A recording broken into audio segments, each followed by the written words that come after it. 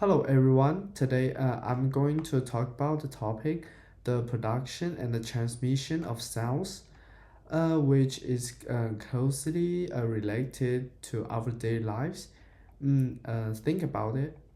Uh, when we speak, listen to music, and attend classes, or talk on phones, all this involve sounds. But have you ever wondered how sounds is made and how it traveled? Sounds is created by the uh, vibrations. For example, when we speak, our vocal cords vibrate in a throat and create sound waves. Beating drums, uh, rustling leaves, all in ringing phones, all kinds from objects vibrating, but the vibration alone isn't enough. And cells also need a medium to travel. Cells must travel through a medium such as the air, water, or solid. When we speak, sounds travel through the air uh, to reach another person's ears. When we knock on the table, sounds move through the solid wood. But there is no medium like in a complete vacuum. Sounds can travel at all. This leads to interesting comparisons in a space. Astronauts can talk to each other the way we do.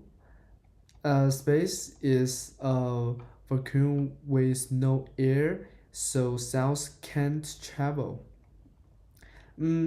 That's why the astronauts used radios to communicate. The radio converts their voices into electrical signals, then transmit them as radio waves, kind of like translating sounds into different language. With the something similar on Earth too, like underwater, divers can talk clearly because the sound travels um, uh, totally different in the water. So they used hand signal or underwater communication devices. Mm, Therefore, sounds comes from the vibration and is a medium to travel without the air, the water, or solid. Sounds simply can't move. The principle helps us understand not only everyday lives but also space missions, underwater work, and more. By understanding how sounds traveled, we get a deeper appreciation for the sounds we heard every day. Okay, thank you guys for listening this video, and that's all I think for the for this video. Thank you.